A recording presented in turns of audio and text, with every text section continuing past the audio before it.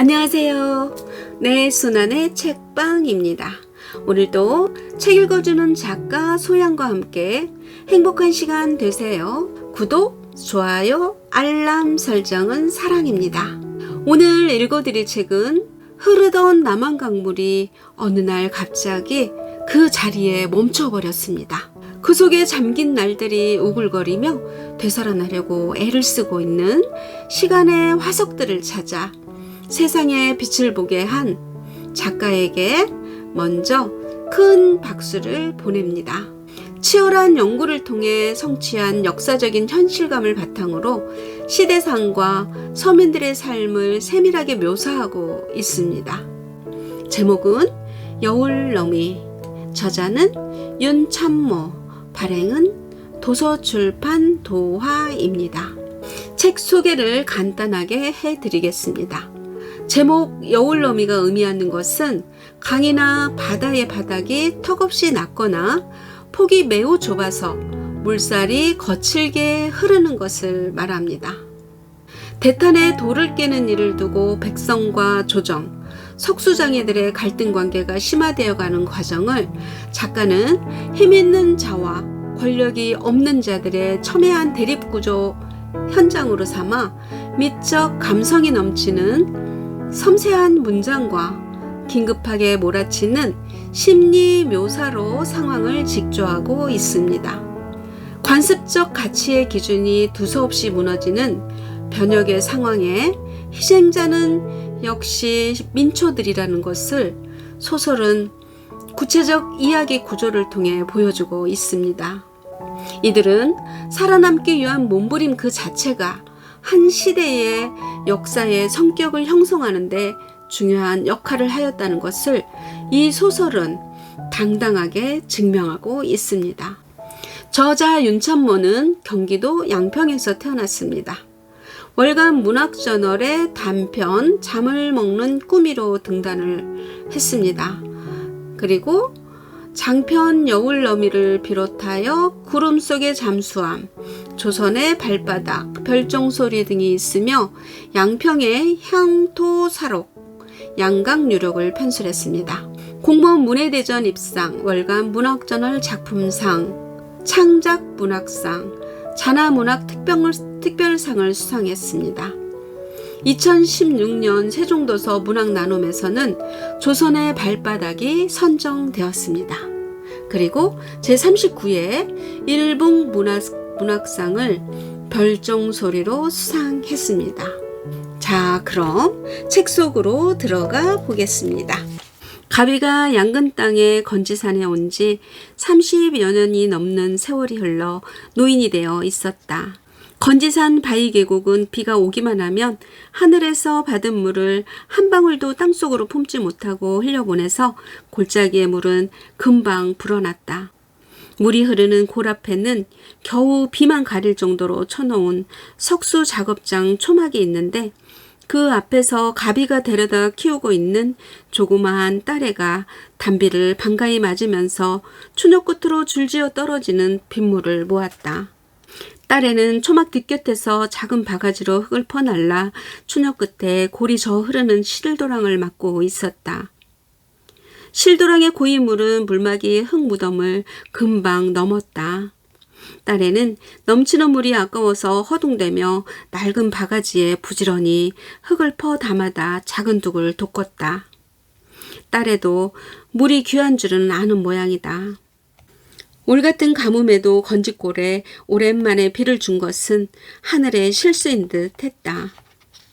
화강암으로 덮인 산 밑에 건지골은 물이 귀하기로 가금방에서 소문난 곳이었다.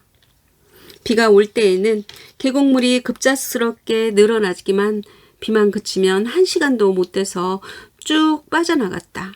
마을 사람들은 물에 배신당하는 생각이 들어 항상 떠나는 물을 야속해 했다. 그 해에 그 논에서 거둔 쌀알은 해가 짧은 동짓달 보름이 되며 내남 없이 떨어지고 없었다. 그나마 거두어들인 알곡은 건지골에 흠뻑 내렸다가 그날로 빠져나가는 소나기 물처럼 해를 넘기기도 전에 두간에서 비어갔다.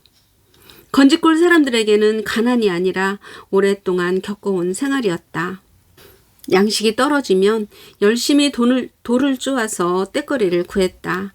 다듬이돌, 돌절구, 맷돌, 연자매, 묘속 등을 쪼아냈고 때로는 어느 부잣집 부인네들이 남몰래 간직하는 애장품을 만들기도 했다. 그 중에 묘속은 대가가 후했지만 쉽게 일거리가 걸려들지 않았다. 묘속을 쓸만한 사람들은 대개가 쉽게 죽지 않았다. 그들은 풍족하게 먹었고 편안하게 살았기 때문인지 오래오래 살았고 드문드문 죽어갔다. 그래도 물 없이 메마른 산의 풍족한 돌은 건지골 사람들에게 양식거리가 되었다. 단단한 화강암이었다. 바위산 한 자락에 자리 잡은 마을은 농사꾼의 생각으로 보면 사람이 살 곳이 못 되었지만 돌을 깨먹고 사는 석수들은 평생을 벌어먹을 수 있는 터전이었다. 대부속소는 왕릉에 쓰일 큰 성물을 제작하여 설치하고 보토소는 흙을 돋구고 메우는 일, 별공작은 산릉 도감의 여러 곳에서 쓰는 비품을 만들며 분장 홍고는 기름 먹인 종이로 각종 우비와 자리를 만든다. 변화소는 기아와 벽돌을 불에 구워 만들고 수석소는 석불을 운반하는 일을 한다. 이 중에서 서부석소는 대부석소가 하지 않는 자잘한 성물을 만드는 곳인데 왕대비 상을 당한 지 1회가 지난 2월 금운부터 양주에 있는 불암 부석소에서 일을 시작하여 산릉 정자각 등에 쓰일 둥근 주축돌과 12지석 등 큰 성물을 먼저 만들고 양근에 있는 박병산으로 옮겨 능상에 쓰일 섬돌과 가림돌을 만들려고 하는 것이다. 대부속소를 맡은 국장도감의 낭청 정동설은 한양에서 양주를 거쳐 양근 천령, 여주로 이어지는 길목의 사정을 잘 알고 있었다. 장지인 여주에서 가까운 양근 땅, 박병산에서 제법 쓸만한 돌이 난다는 것도 알고 있었다. 총호사 김수홍에게 허락을 얻어 운반의 부담을 줄이기 위하여 소부속소를 양근 박병산 석산으로 옮기기로 하고 감조관 2명을 먼저 보낸 것이다. 박병산은 광주와 양주 땅을 만나는 합수머리 병탄에서 보면 양근강을 끼고 남서쪽으로 맞닿은 곳에 병풍처럼 둘러쳐진 산인데 광주에서 북으로 달려온 산줄기가 양근강을 못 건너고 주저앉았으니 그 한이 돌에 단단한 응어리로 맺어 머무른 형상이다. 그 끝자락이 석산이라 양근 고을 부잣집에 쓰일 성물을 만들 때는 만들어 대는 곳이었다. 그곳에서 만드는 돌은 뜰에 놓는 돛돌이기도 했고 섬돌이기도 했다. 조추돌이도 했고 빗돌이기도 했다. 또 아녀자들이 사용하는 다듬이돌, 돌절구, 맷돌과 연자매까지도 만들었다. 석수들은 봄부터 가을까지 성물을 만들어내고 겨울 밑에 농사질 곡식을 받아와 겨울을 났다. 겨울에는 일거리가 없어 여름 내에 만들어 놓은 물건을 내가는데 지난해에는 너무 가뭄이 들어 모두들 어려운 판에 돌로 사치할 엄두를 못 내니 덩달아 배를 고른 것은 박병산의 석수들이었다. 석수들은 여름 내 겨우 연명할 양식을 마련해서 겨울을 나고 경칩에 춘분이 지나 땅이 녹자 이제 막 일을 시작하려던 참이었다. 그들은 무슨 일이든 마다하지 않았다.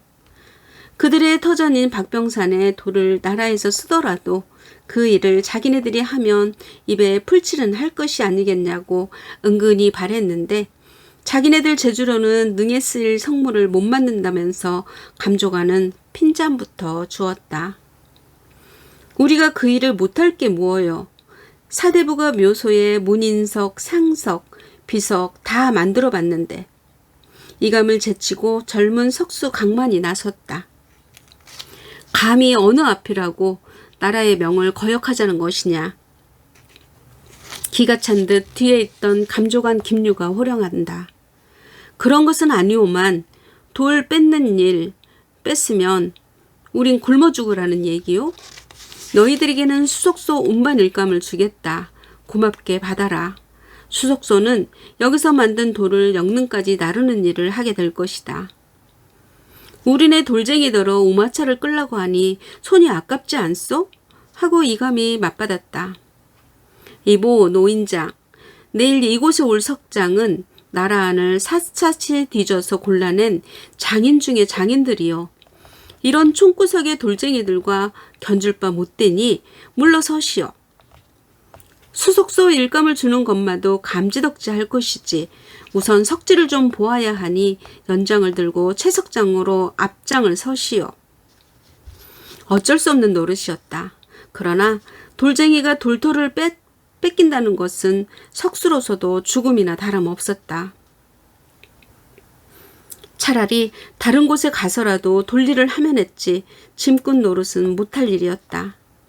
이감도 돌을 다루는 일로는 가금방에서 소문난 석수였고 양근 고을에서는 제일로 치는 석장이기도 했다. 그런데 석수 일을 그만두고 돌 나르는 수석소 일을 한다면 사내가 남근을 잃는 것보다 더한 모욕이다. 모두 함께 가세. 이감은 젊은 석수와 함께 연장을 들러 앞장섰다. 박병산 6부 능선쯤에 채석장으로 올라갔다. 충호사의 고민. 1674년 현종 임금 15년 되던 해 얼었던 땅을 다 녹인 2월 24일 새벽 축시에 왕대비 장씨는 오랜 병치레를 하다가 경덕궁 회상전에서 승하하였다.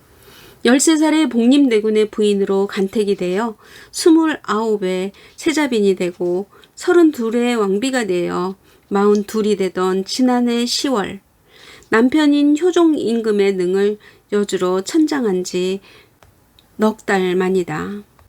이른 새벽에 왕대비 장씨가 승하했다는 소식을 전해들은 종친들은 당상, 당하, 대소, 신료들은 속속들이 궁안으로 들어왔다. 현종은 우의정 김수홍을 왕대비 장례를 맡아 치를 국감, 도감, 총호사로 임명하고 장례 준비로 부산하게 움직이기 시작했다. 김수홍은 3월 초 3일 승군들을 모아 한 달간의 식량을 준비해서 산약을 위해 여주로 보내고 난 후 초열세에 되는 날에 예조판서 홍철양, 도감, 당상, 민유중과 함께 여주에 있는 영릉에 혀를 잡으러 떠났다. 충호사 일행을 여주로 보낸 현종은 융복전에 마련한 왕대비의 빈소에 들어 이번 장례에는 200열이나 되는 머나먼 길을 어떻게 운구할 것인가를 또 걱정하고 있었다. 지난해 부왕인 효종 임금의 능을 천장할 때에는 상여를 매는 여사군이 너무 고생을 한 데 대해 측은한 마음을 갖고 있던 터였다. 총호사 김수홍이 여주로 떠난 지 16셋 만에 돌아와 상을 아련했다.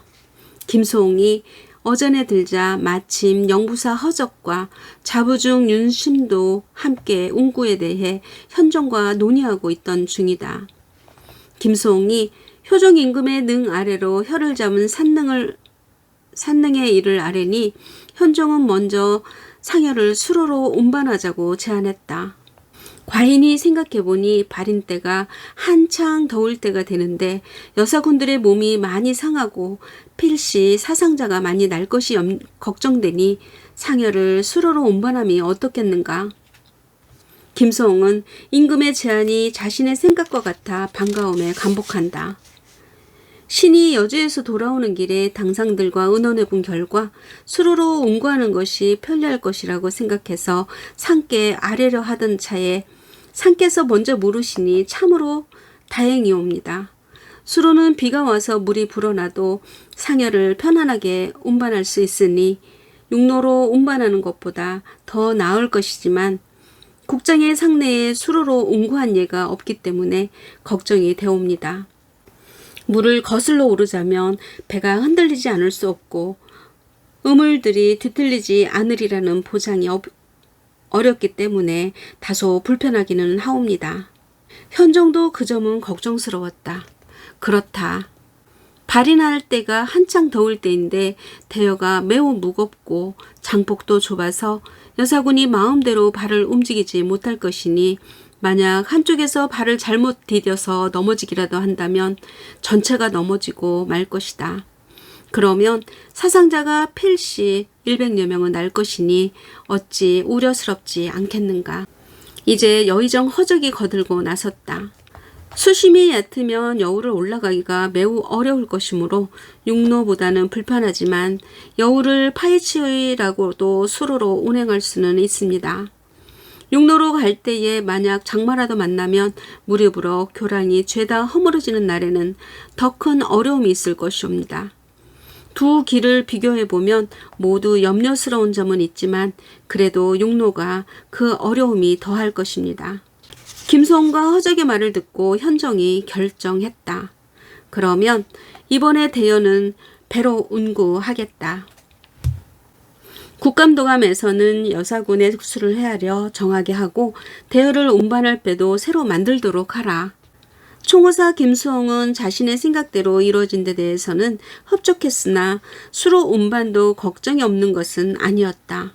결정이라는 것이 잘 되었을 때는 탈이 없어도 한 점의 흠이라도 있게 되면 그 결정을 강하게 주장한 사람에게 반드시 책임이 되돌아오게 마련이다.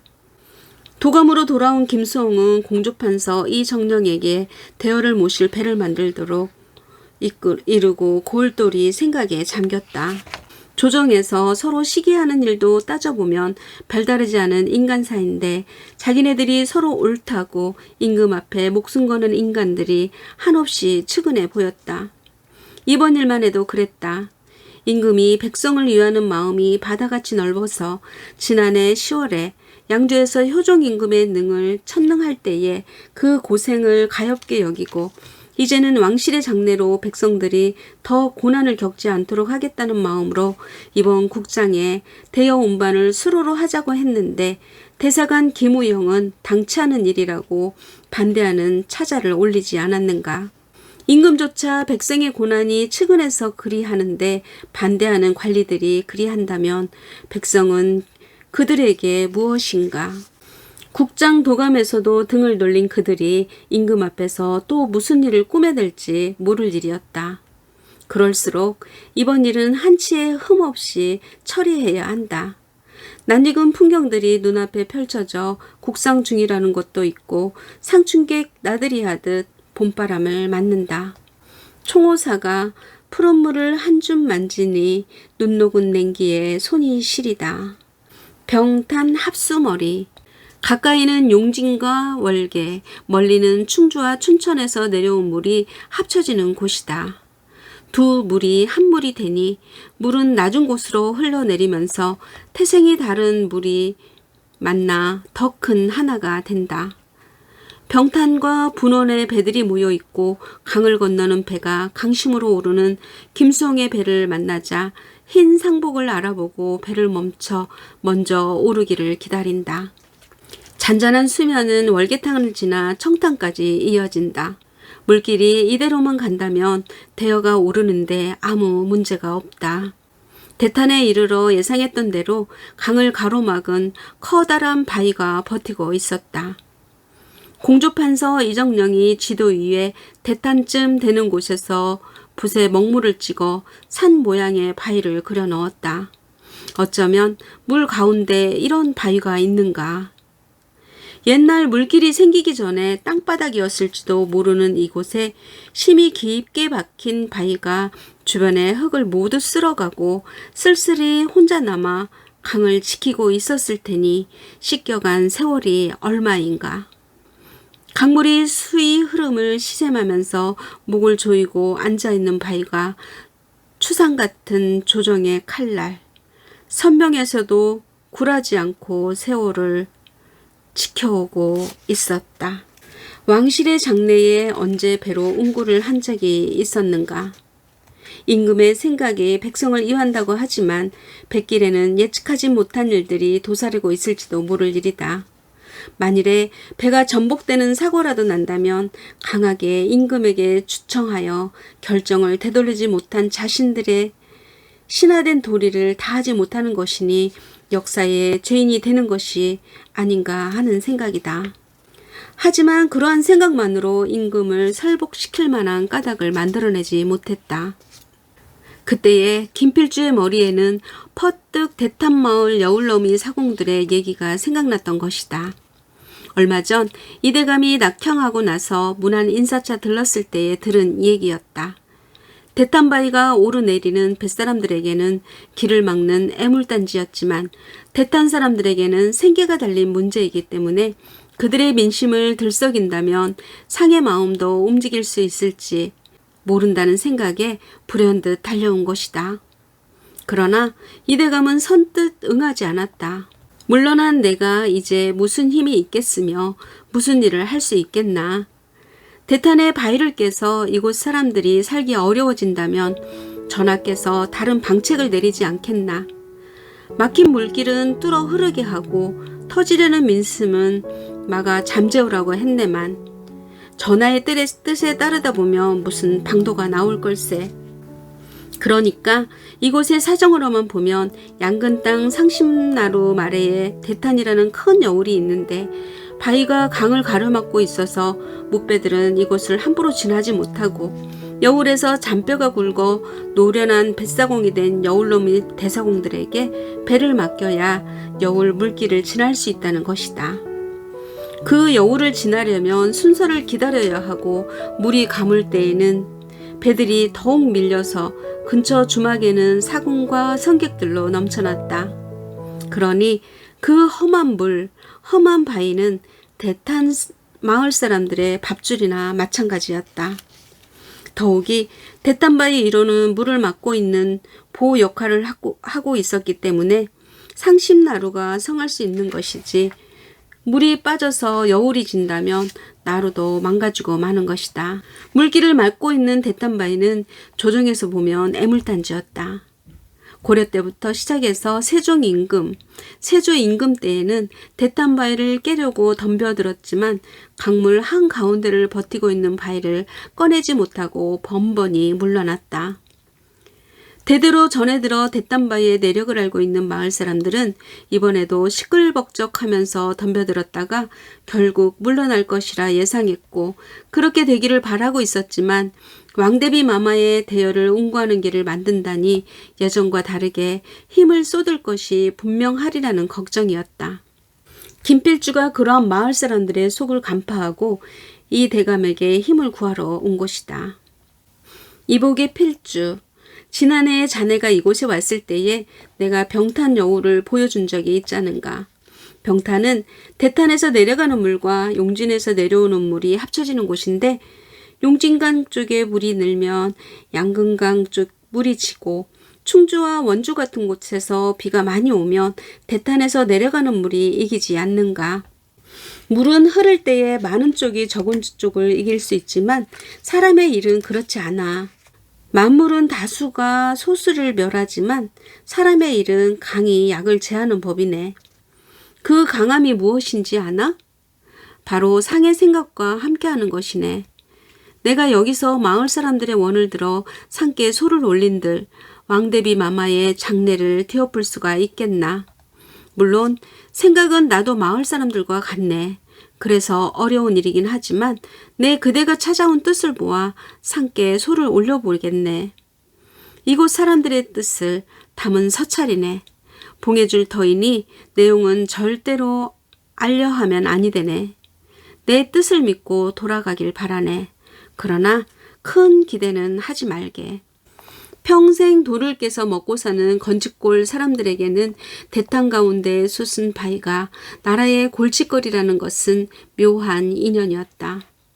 가비가 생각하기를 땅속에 묻힌 바위는 모두 하나로 통하고 있는 것이라고 믿고 있었다.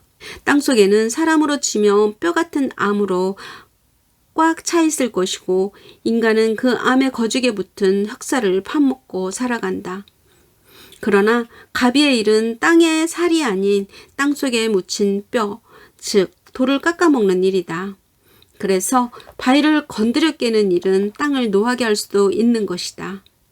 이 세상에다 빛을 주고 비를 내리는 하늘뿐 아니라 땅도 잘못 건드리면 노하여 해코지를 한다고 오래전부터 믿어왔다. 가비의 석공일은 섣불리 땅을 노하게 할까봐 항상 조심스러웠다. 대탄바위를 깨기 시작한 지 나흘째 되던 날, 상심나루에는 또 소문이 떠돌았다. 이번에 대탄바위를 깨서 물꼬를 트면 상심나루의 물은 쭉 빠져나가 배를 댈 곳도 없게 될 것이라고 했다. 나루에 털을 잡고 장사하던 사람들도 떠나야 할 것이라는 얘기다. 소문의 진원지는 알 수 없었지만 100여 명의 군사들이 한양에서 내려와 대탄바위를 깨고 있는 것은 눈앞에 사실이었고, 한양 석수도 모자란 건지 산 석수들까지 모두 잡혀갔다는 것을 보면 앞으로의 소문도 사실로 믿을 수밖에 없었다. 상심나루 앞으로 흐르는 물의 보 역할을 하고 있는 대탄바위를 깨서 물길을 트면 멀리 제탄에서 상심을 거쳐 대탄까지 잠겨있는 물은 쭉 빠져나갈 것이다. 물뿐이 아니었다. 상심나루까지 쓸어다 놓은 모래 자갈이 쓸려 내려가 배가 건널 수 없는 여울로 변할 것이다. 더욱이 예전에는 세곡선에 물길을 튼다. 장사배 백기를 튼다고 군사 몇십을 데리고 와서 깔짝대다가 번번이 허탕을 치고 돌아갔지만 이번에는 왕대비 마마의 장례를 위한 일이기 때문에 하늘이 두 쪽으로 갈라진다고 해도 꼭 해야 할 일이었다. 거슬러 오르는 사람들. 인선 왕후의 발인 날. 상여머리가 회양리 고개를 넘어오는 모습이 광나루에서 어렴풋이 보이더니 어느새 장내 행렬에 선대선 경기감사는 배들이 장사진을 치고 있는 광나루에 닿았다. 대여는 나루에서 도성 쪽으로 3번 절하고 배에 올렸다. 광나루에 준비한 대여선에 상여를 올리고 뇌 귀에 고리를 채워 배와 대여가 한 몸이 되니 기다리던 노군들의 얼굴이 상기된다. 뒷다리는 반차 행렬이 멈추어서 배가 뜨기를 기다렸다. 양주 목사가 직접 나와서 여사군과 장례 행렬을 따르는 문무백관 군졸들의 아침을 준비하여 국장도감 총호사에게 올린다. 이른 새벽에 도성을 빠져나온 여사군들은 모두 모래사장에 털퍼덕 앉아서 안악들이 장국에 말아 담아주는 바가지밥을 허겁지겁 먹었다. 여사군이 아침을 끝내고 노군들이 배에 오르자 뒤를 따르는 긴 장례 행렬이 광나루 모래사장으로 속속 들어왔다. 궁에서부터 걸어온 행렬은 광나루에서 선단으로 바뀌었다. 동패는 정동설의 배려로 대여의 맨 앞에서 노군을 맡았다.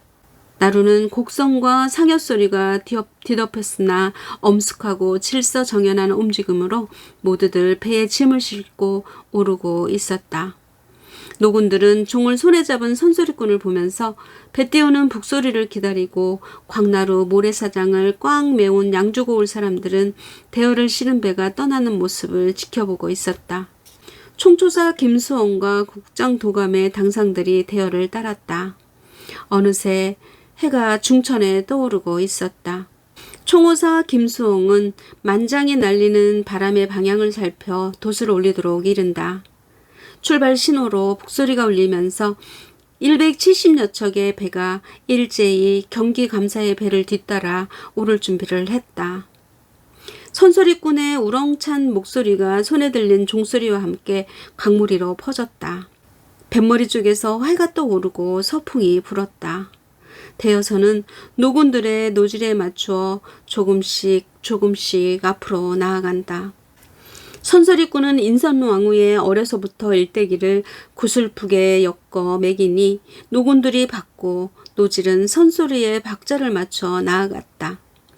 배는 강을 가로질러 암사, 추탐, 몽호전, 조랑탄에 이르자 첫 번째 예송군을 교체하고 관람대를 지나 덕연에 마련한 대주 정소에 머물렀다. 명화탄에서 두 번째 예송군을 교체하고 마탄 창모루를 거쳐 선단이 도미나루에 가까이 이르렀다. 배가 여울로 접어들자 양쪽 편에서 밧줄을 던진다. 노군들은 올감에 지은 밧줄을 뱃전에 만든 고리에 걸었다. 독수리 날개처럼 200여 장정들이 양옆에서 배를 끌어올리고 노군들은 삿대로 얕은 물 바닥을 찔러 배를 처 민다. 여울길은 물길에 밝은 윤심이 맡았다. 선소리꾼의 매김소리가 빨라지고 윤심은 노군들을 재촉했다. 양옆에서는 기수가 깃발을 위로 치올리면서 배를 이끌어 올리는 힘을 모았다.